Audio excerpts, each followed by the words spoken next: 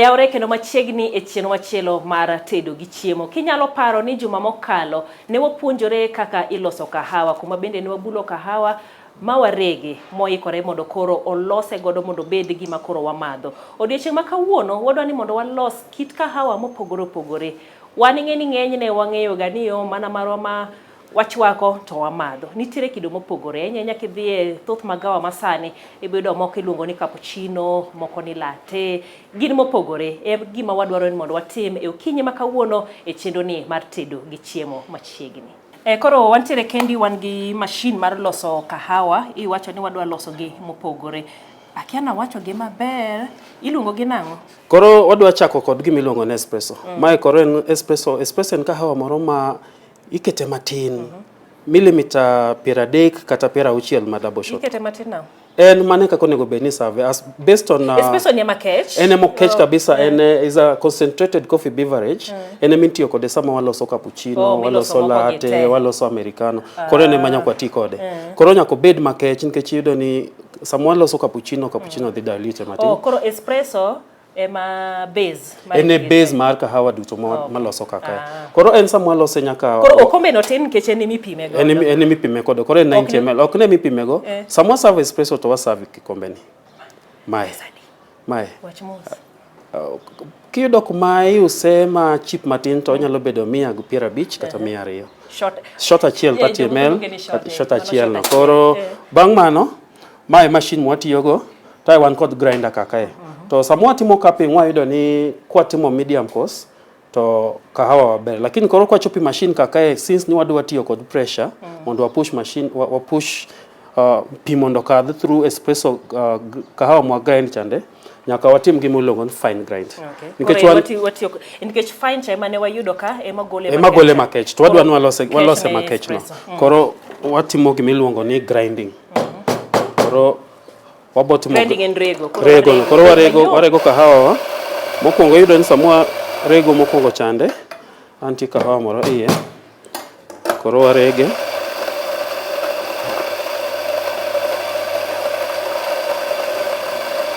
Koro mae wan kod gima tingi lweta ni waluongo ni portafilter.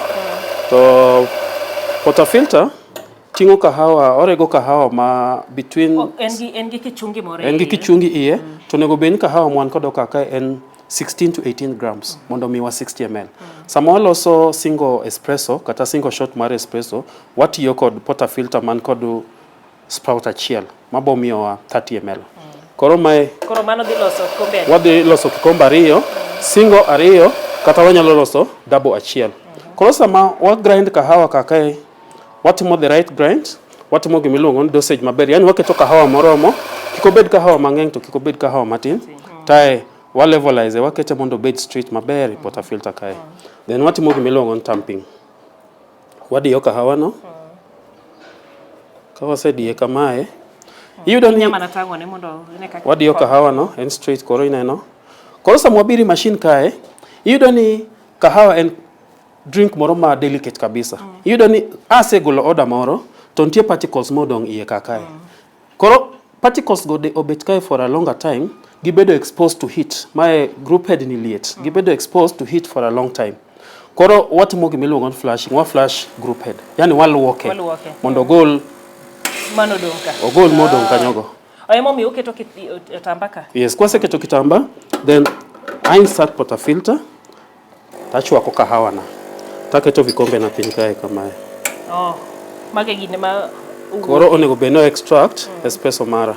But idhi yudo ni sache moko kopo ni okatimo calibration maber, to idhi yudo ni ka kete fine kabisa, espresso ni ok bi wuok. Lakini kokenda time akete ma ong'akore, to espresso ni kendo pigno opio kabisa. Koro mae kako winjo. Mae kako onego beno wuok. To iyudo ni sama wa extract espresso, ochako kachande for a double, waketo 16 to 18 grams. Mondo wagol 30 ml. Mano shot ariyo mag single gi single. Koro iyudo mae kakorom. Then iyudo ni sama single. Sama watimo brewing be nyaka watim timing. Koro nego beni espresso sama extract between 20 to 30. Lakini koro nitie gima iluongo switch point ma en between 24 to 28 seconds. Koro my espresso marwa.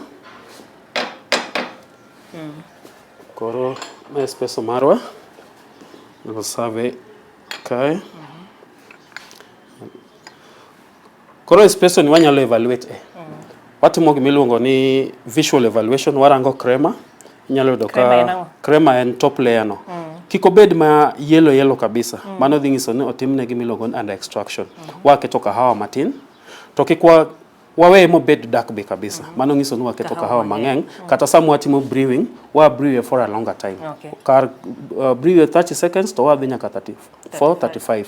Ti don't tie gik mang'eny manyalo miyo ma kahawa no bed under brewed or under extracted or over extracted. Koro this is our perfect espresso. In restaurants ibo idon sache moko sama ng'ato bedo serve the espresso kamae to imiye kod sparkling water. Kata nyalo modho pi marani. Nango. Mana nikech sama watimo wamadho kahawa ni nitie gimiluongo ni aftertaste. Ineno sache moko ko ng'ato be madho tequila to bang'e ochamo lemon en to clear gine makech chande. Koro espresso ni bende sami madhe kiyudo ka aftertaste ni bedo mang'eny kabisa to inyalo. Koro wagwa inyalo madha shot achiel bile mondi wacha nen to ochalo nade strength mare chalo nade. Chloroquine. Iwinjo mit moro? Mit en gi kech moro kato be kisebuonye to mit moro dong' e dhogi. Yes, koro espresso ma well balanced onego bed en bitter and acidic and sweet. Yes, koro mano kaka onego bed. Kaka winjo kiwacho ni kisemuonye sourness moro bende winjo idhogi matin. Nitiere gimi winjo gi ka an ka winjo kech moro. Gielewa ka mit moro kato kuonde gi makoro wach. Mano koro ngiso ni one kod a perfect espresso. Togo ngi kahawa, Koro bang' mano. Perfect espresso. Yes, mae koro ema wanya tiyo go walos cappuccino, walos latte, lakini koro wabo tiyo go different cups. Wabo tiyo go kikombe mopogore kamano. Okay.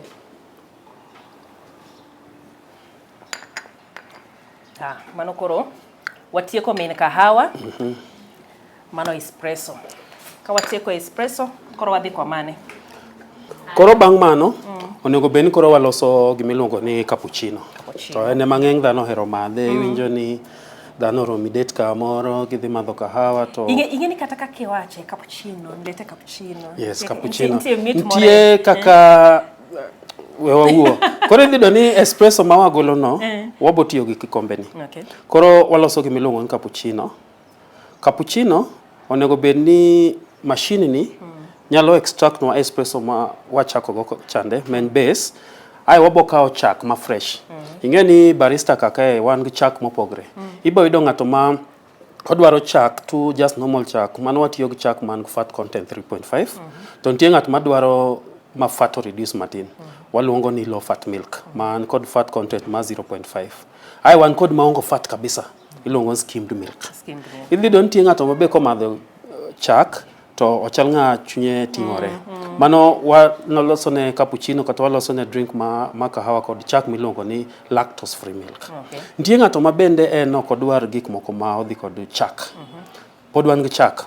Koro kae wakava kila ng'ato. Wan kod chak moko miluongo ni almond milk, wanya tiyo gi soy milk, wanyalo tiyo kata kod coconut milk. Different types of milk wan kod sama watimo gi kod. Ng'at ma ok dwa onya tiyo gi wang'eyo jo soya. Yes, jo soya ntie wang'eyo gi. Okay. Soya ntie, almond kod oat milk bende ntie. Koro kawuono wadwa tiyo gi whole fat milk ma 3.5 milk 3.5%. Ema koro wadwa tiyo go sama loso cappuccino wani. Koro kae watimo waji prepare ma wabo tiyo kod chagwani. Chak mwan go kakae ni en fresh milk. Nyako bed chak mang'ich.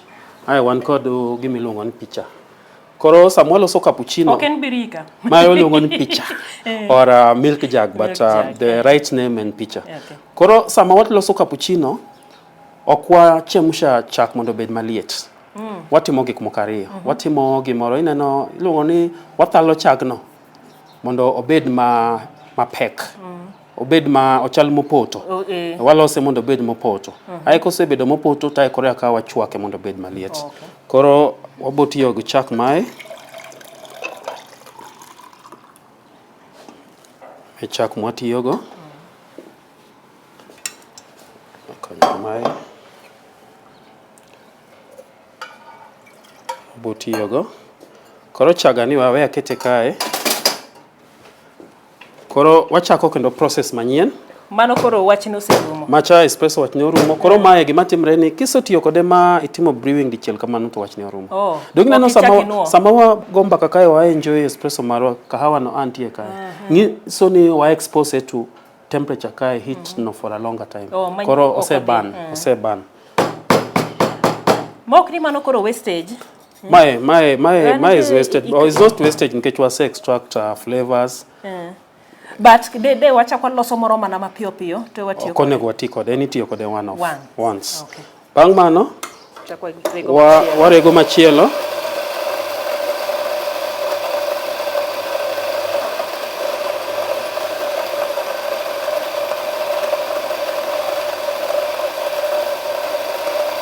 Embe pod watiya kahawa moreg mayom no fine nikech gimwatimo en ni gimwadwaro mokwongo en manyo espresso. Koro kahawa yote mwadwa madho kata mwadwa loso kae nyaka wachak kod espresso. Koro botiyo kod mae. Timo gimiluongo ni tamping adiye. Sebedo kare. Tatimang'o? Nyaka luoke. Agolo mondo mowang' kaka chande mondo timang'o owuogi. Aketo taya chako chwako kahawa na. Aketo kikombe piny kanyo kama. Koro wacha ni ma ukongo golonwa espresso. Omiwa espresso. Koro mae wangi kikombe ni wadwa golo double espresso. Kwase golo double espresso to koro mano nyiso ni wadhi loso double cappuccino. Koro espresso marwa ni kae ina cappuccino cup. Ina noko pod kata na crema chande ma wawuoye chande pod ni kae. Bang' mano wakao chagwani. Mae koro mae gimwatiyo kod chwako kahawa. Koro wabo puoe mondi. Gimwaluongo ni frothing idho ngere. Bang' mano koro yaka wamiye the right temperature. Buoyo ma bed ma heavy chande. Tai cappuccino ni yudo ni seche moko kopo mimi ng'ato cappuccino to giwacho ni cappuccino ng'ich. Standard temperature monego benwa serve cappuccino en 65 to 70 degrees. Koro wadwa chwako kahawa nani pole kiwang'. Koro watimo mae. Ibonje sauti moka biro kanyo. Koro mane gimwaluongo ni frothing kata wapuoe. Koro kwase puoe to iyudo ni koro hissing sound mantie chande sauti chande rumo. Ngiso ni koro sani wachwake. Wachwake koro. Ena ginachielo. Temperature sechopo apimo temperature kae. Onego be na yweyo mae katieko taduoke iye kachande ta flash nikech chagno kobet kae obo wang' to okelo flavor marach sama kendo wachwako kahawa moro. To bo paro ni loso ne chai mowichore. Koro abedo ni koro me cappuccino mara anyalo loso cappuccino no kamae. Tibiro kode kamae. Tidhi kode maber mos kamae. Kichopo to titieko. Koro mae waseloso cappuccino marwa. Koro wakete isosa. Bang' loso cappuccino to atimo gimoro be iluongo latte. Mae bende en kahawa moro ma bende iyudo ni nyidendi odwa here kabisa yotende ma kata magawa mopogore opogore. Koro bende sama walose mae iluongo ni latte glass. Wasave kakae. Koro mana procedure mokwongo chande nyakwa many wabed ni wan kod espresso. Koro gima wakwongo kod en espresso. Mae nyaka ensure no ler. Inya bedo kata gitamba moro mondo iyweego lakini ayudo ko obedo maler. Then bang'o to atimango a grind kata rego kahawa fine. Kaserego kahawa maber tabiro to adiye. Koro dhi yudo ni kikombe ni sache moko dwa bedo maduong'. Koro ok anya tiyo kode kae. Koro anyalo tiyo gi kikombe mar espresso. Sache moko anyalo tiyo kod milk jug. Milk jug bende na kikombe moro wabedo marom kamae. Koro abiro to nyaka flash grouped ni mondo aluoka ne uchafu mantiego.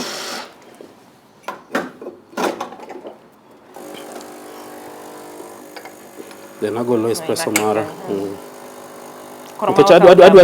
Adwa tiyo kikombe achiel mondo agol dabo. Ema miyo kora tiyo aketo kikombe malo kae. Onge shida. En kare.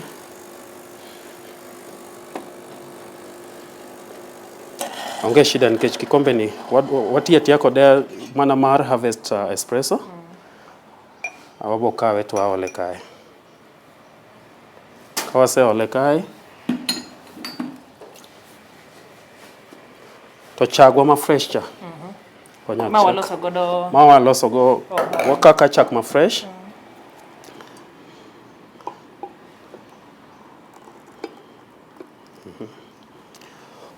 Wakaw chak ma fresh. Yudo ni latte. En Italian word, en wach moro ma jo Italian ma wacho ni chak. Koro chak. Koro more milk mang'eny. Koro yudo ni samwa loso cappuccino, ratio mare cappuccino, espresso, chak maliet kod buoyo chande agin marom. Lakini mae tido ni espresso to tin to chak ng'eny, tae buoyo chande bedo matin kabisa. Koro wabiro ka en koro kwa ket buoyo, wachemsha chak. Koro en okibiwinje sauti chande ma frothing chande. Koro wachemsha chagni mondo bed maliet. Penje niya, sami gine machine nti kuma kidiyo to en mana buoyo, nti kuma kidiro to lure kod kaka aketo picha ni kaduoke piny giwinjo sauti. Koro lure koro ka iketo mondo omul piny. Ko mulo piny kabisa to ochemsha, lakini kikete ma diere matin kamano ti iwinjo ko ogolo gimiluongo ni hissing sound. Mano koro ochal gima puoyo chak. Puoyo chagni. Chagni kosebedo maliet to wanya tiyo gi kijiko. Nikech ok wadwa buoyo. Wadwaro chak kende. Ai buoyo wabo dwaro matin. Koro idiyo kamae. Taiolo chak kende. Idiyo mondo buoyo dong chien. Yudo ko speed ma buoyo bedo matin. Koro chak ngi speed mamalo. Ai kosechopo kae to koro wadwaro buoyo matin to mondo bedi wiye kanyo. Koro kiti gi kijiko. Koro ineno. Neno ko koro buoyo nitie matin. Koro mae kakwa loso koro mae pogrok mani kind cappuccino to kod latte. Waluonge ni latte kata waluonge ni cafe latte. Yudo ni mae buoyo tin, chak ng'eny, espresso en single to en 30 ml to kata ken double en 60 ml. Ingeni kora winjo nikech samoro adhi kawa dwaro latte tipenyi ni single koso double. Single koso double. To ingeni thothne wan kaka customers ok wang'eyo. Koro sani koro wang'eyo. Yes, koro gima kelo pogrok mar single cappuccino, single latte gi double en number of shots mag espresso. Kopo mi winjo ni ng'ato dwaro single latte, nyiso ni odwaro latte ma oti kod single shot men 30 ml. Tidhi yudo ni kahawa moti kod single shot no sache moko obedo mild. Obedo mild kahawa ok ng'eny kabisa. Nikech mae keto double, bed na kete single, yudo ka color ma brown do biro mobedo ma light matin. Koro yudo ni kahawa ni imagawa mwantiere onego bed ni kahawa ma olos kod chak iketo cookie. Mano e standard. To sache moko be yudo ni ng'ato nitie ma cookie timango. Mano is the standard service kako onego bed ni serve mondo balance the smoothness kod that velvetry ma chak chande. Ng'eny chak ni kod nini mokanyo mayom. Koro sami tiyo gi machine lose mobed mayom. Koro cookie chande obende okelo mit moko kanyo be awach kamano. Koro iyudo ni sache moko nitie ng'at moko dwa madhe kod ok dwa tiyo gi sukari. Koro iyudo ni inyalo madhe, inyalo tiyo gi sukari. Ng'amoko dwa tiyo gi sukari, jomoko dwa tiyo gi honey. Jomoko mabe ok dwa tiyo gi honey tiyo kod gimiluongo ni sweetener. Konge sweetener nitie jomoko makoro madhe ka tiyo kod waluongo gi coffee syrups. Koro achiel kuom coffee syrups an kod kae, mae wanyalo kawe, mae coffee syrup wan kod wan hazelnut, wanya bedo kod almond, hazelnut wan kod caramel to wan kod vanilla syrups. Koro ng'ato be nyalo wacho flavor modwaro. Iso winjo sache moko idhi magawa kamoto ng'ato wacho no odwaro vanilla latte. Vanilla latte okopogre gi mae. En mana normal cafe latte ni to kawo vanilla syrup to ketie. Koro o change nyinge iluonge ni vanilla latte. Ng'ato dwaro caramel latte. En mana normal latte molos ni tayo kawo caramel syrup 30 ml temo kawo to ketie. Koro marwani waketo? Marwani wanyalo keto hazelnut. Lakini an kaka ja kahawa oka hero wach moro ni madho kahawa kod sweetness ga. Mane kaka en. Lakini in kidwaro mondo enjoy, ng'eni kila ng'ato bende nitie kaka enjoy gimoro. Inyalo tiyo kod syrup ni kamano. Lakini okang'eyo ka in inyalo gombo madhe gi syrup kata sukari. Koro mano is based on kaka hero ma ng'ato kamano. Aya, koro watieko latte.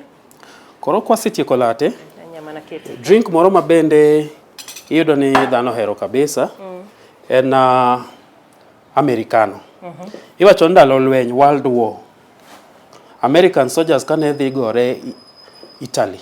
Iyudo ni espresso ne chak ne ni Italy. Koro American soldiers kane dhi gore Italy to ne giyudo ka espresso cha odwa bedo ngima kech sana. Koro giwacho ni we mondo gidilute, gimed pi. Koro emomiyo wabiro kod kahawa miluongo ni Americano. Koro Americano giketho ne jo Italy. Giketho jo Italy. Gin koro ne gikawe to giketo pi maliet mondo gimadhego. Koro Americano bende en drink moro ma bende jok ma ong'eyo kahawa ma value kahawa to giluoro madho espresso cha den kecho kech, gibe ginyalo madho gimiluongo ni Americano ni. Koro Americano mana kaka nendo awache, gima nyakwa kuong timo mokwongo en ni nyaka wagol espresso mokwongo, wa extract espresso wachande. Koro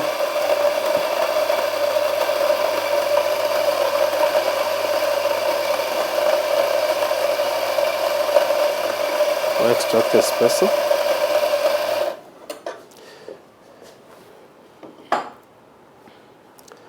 Koro jal nitie gimo ka pimo ni kae ni machine ni tije ng'eng. Ineno ka waketo vikombe malo kae. Nyiso ni wadwaro kikombe ma liet. Koro kakae en yo mar bedo mondo kikombe go timango waluongo kakae ni kapuoma. Omiyo kikombe bedo maliet. Kikombe sasa ma iserve wendo kata ibe sach mokidwa enjoy kahawa odi. Onego beni kahawa kikombe no warm, kikombe no clean, to kikombe no dry. Koro idhi don kikombe ni qualify. Oler en warm nikech osebedo kae ma en liet moro kanyo to oonge pi moko ma otol. Kika kikombe sink. Kiki luoke sink tikelo. Nikech ang'o? Sami iolo kahawa maliet iye kakae to kikombe ng'ich. Odhi ywayo. Kikombe dhi ywayo liet chande. Koro idhi don kahawa ni seche moko flavors ne kaga kila kitu odhi. Obedo flat. Koro onego benwa enjoy kikombe onego benwa enjoy kahawa e kikombe ma warm. Koro machine wani apart from wach mar warm kikombe, chemusha chak mondo chak obed maliet, wach mar puoyo chak ma wacho ni wapuoyo kwa dwa loso cappuccino, inyalo seche moko manyo pi kae. Igolo ne pi nitie. Igolo ne pi iye kae nikech nitie boiler iye kae. Koro sama wadwa timo mano kuma popni. Oliet ena temperature obedo balance ma onyalo na chemka 90 to 96. Ai kise keto pi maliet, koro yudo na Americano no pogre. Moko kange yudo ni waketo espresso to waketo chak, lakini mai waketo pi maliet. Ai waketo waolo espresso wiye. Koro yudo ni American soldiers gi kata kone gi madho kahawa ni to ne ok gidwa kethe moro ma ng'ato konene to wacho ni jogi madho gimo pogre. Koro ne gidwaro ni kata kopo ni obedo served to ng'ato kokadho konene komadhe to ong'e ni ng'ani madho espresso e kikombe maduong'. Koro idhi ni Americano to kod espresso kirango crema kaka entie yudo ni gidwa chalo. Koro inyalo paro ma bit lighter. Ma is lighter. Nikech koro wa dilute. Ng'e ne gitiyo kod pi mondo obed light. Flavors ne to are just the same or remain. Lakini idhi ni kata na crema top layer muwa wuoye chande ineno. Koro kopo ni ng'ato donjo kae sani ma imiye kinywaji ni odhi wacho ni imadho espresso. Timadho espresso ina cappuccino cup. Ok ong'eyo ni ma Americano.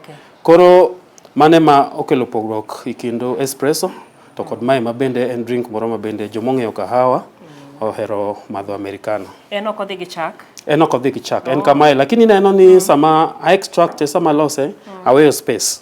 Nikech intention mar jogi medo pi ne mondo bed dilute. Lakini ponti ng'at mo ma pod kimiye to pod oneno ni pod okech. Koro Americano Americano with hot water, Americano with cold milk on the side, Americano with hot milk. Koro mane ma pongo space ni. Koro kopo midhi restaurant mi itisha Americano, iwacho no kelni Americano mi yudo kopo ni ng'ani olo ni Americano mopongo kikombe, to en ng'an gi wachne.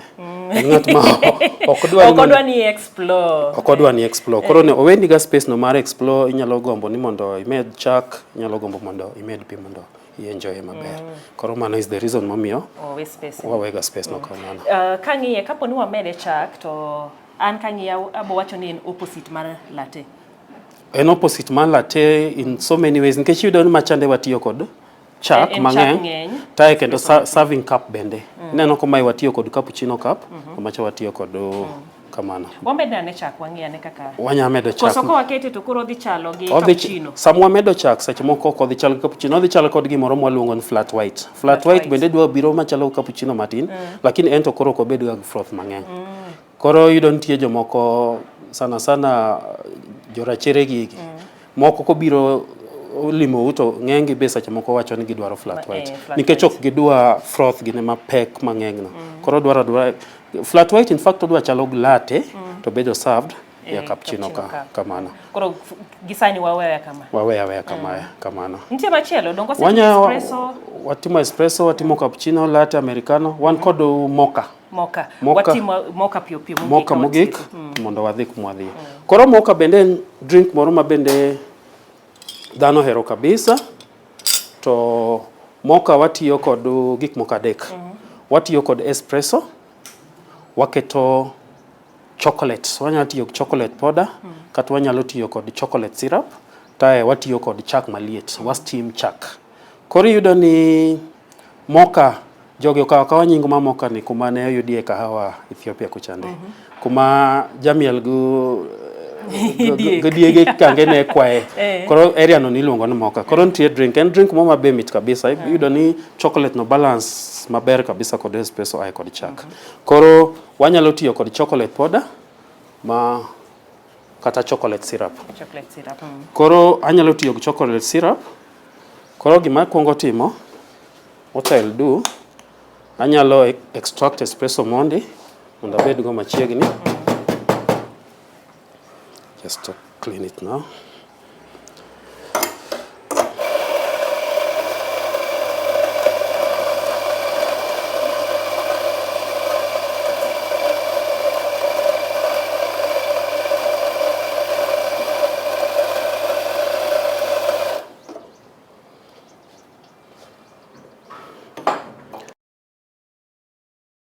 Koro wamany espresso mokwongo cha.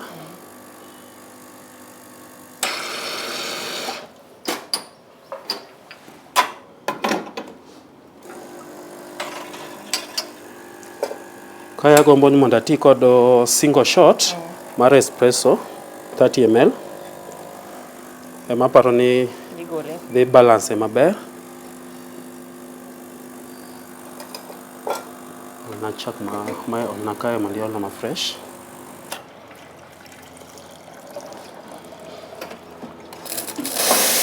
Ole kanyi koni. Yami eka kentie nonge shida. Koro mae gimwatimo, wachemsha chak. Koro anyalo tiyo pod gi machine mae. En mure, oken ma muro okeno froth kata puoe. Koro amuro chak ni mondo bed maliet.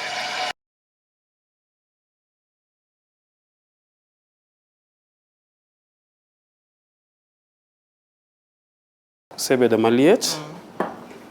Koro wan kod chak maliet ka, wan kod espresso, wan kod chocolate powder.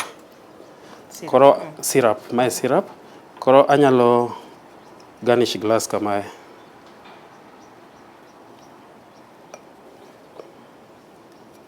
Oemo miyo na penjera to chocolate kata cocoa majan atimang'o kumilose kahawa. Kumilose kahawa. Koro bang' mae taolo espresso mara. Kase olo espresso mara taketo chak maliet. Mae magolo ga deep chocolate cha. Yes, koro Ano koro an kod moka mara. Koro anyalo keto just chocolate powder matini wiye kae. Kata anyalo kao syrup no to en creativity anyalo goro kata na maua moro wiye kae. Koro idonjo seche moko mabende timre seche moko idhi nyathi matin seche moko ing'e nyithindo matindo gi chendo ini restaurant idwa ni enjoy kahawa mari. To yudo kod obedo dwa kao kikombe. Koro mano wan kod drink moro ma bende inyalo kao neka kikombe kamae. Ti froth chak. Ti kao buoyo chande. Ti pong'i kikombe kae. Kiso pong'i kikombe ti kao chocolate syrup matiyo goni to igoro ne tiwe mamore chande koro ibodo no madhe bende mano waluongo ni baby chino. Koro nyathino be omadho dong'e no ing'e nyathi matino ko yeni madho kahawa. Koro baby chino no en ma miye obedo busy bende igoro ne kama maua moro wiye kae. Koro be ko madhe kona chande to in enjoy moka mare kamano. Koro mano ma baby chino.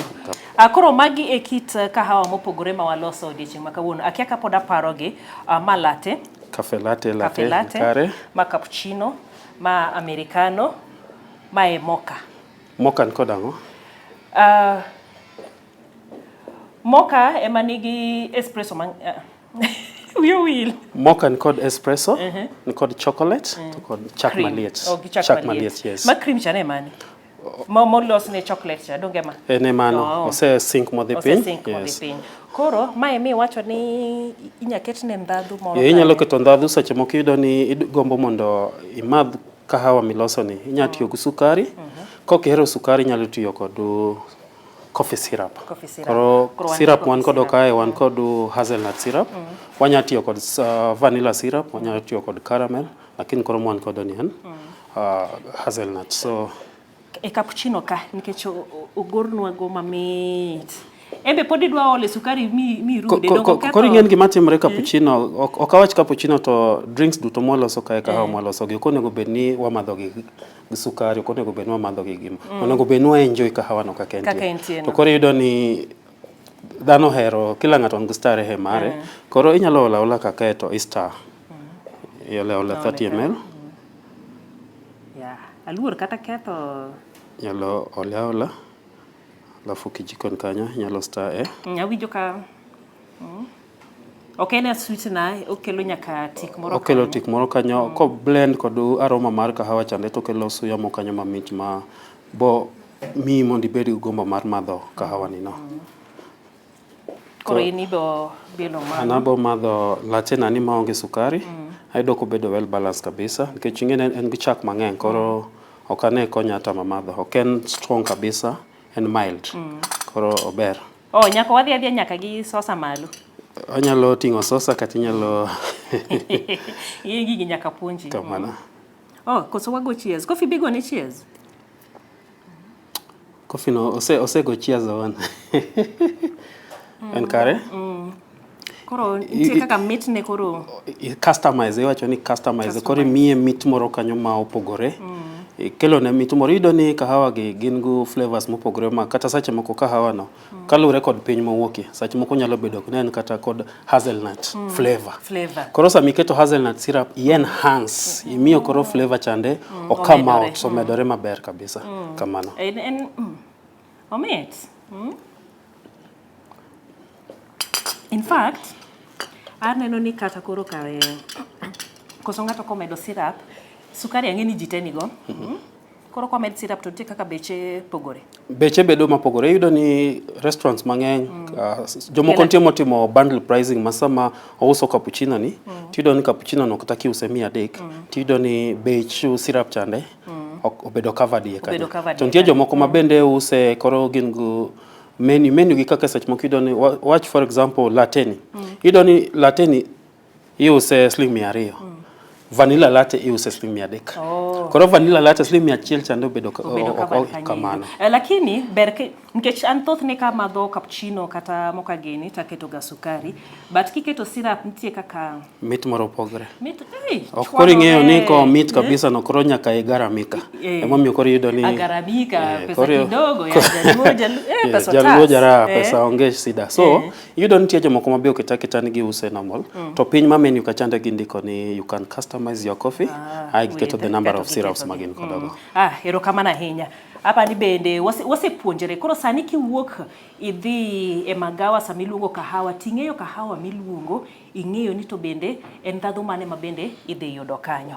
Koro magi gin aparo ni wang' watieke gi kanyo. Kichemusha ni koro bedo mang'ich ni chakite ang'e ni mano makosa mosebedo ka watimo. Jalonyo osewacho kanyiro kake madhe no mane en. Kikibukri ni koro ni di mor nago kahawa ok mor. Apa ni kanyo kuma watieke godo nyama na chiwo wachni mogik. Agoero kamano kuom odiochieng' ma kawuono. Kaka chake gi nyinga kwatieko an Wycliffe Abiga.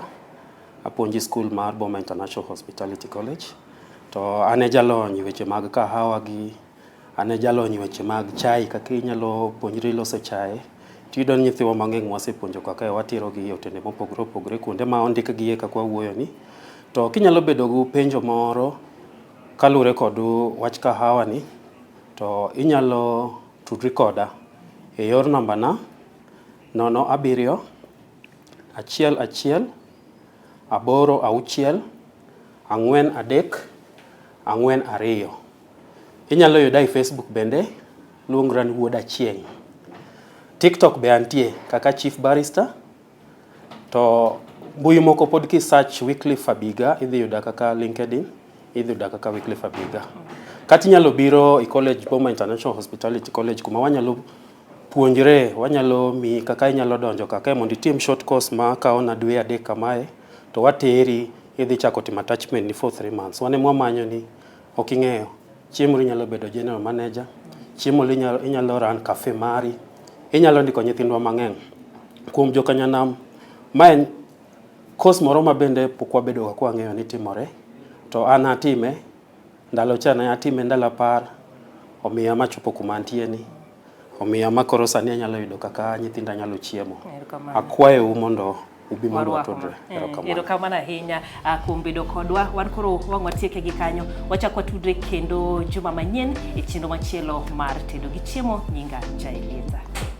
Thank you.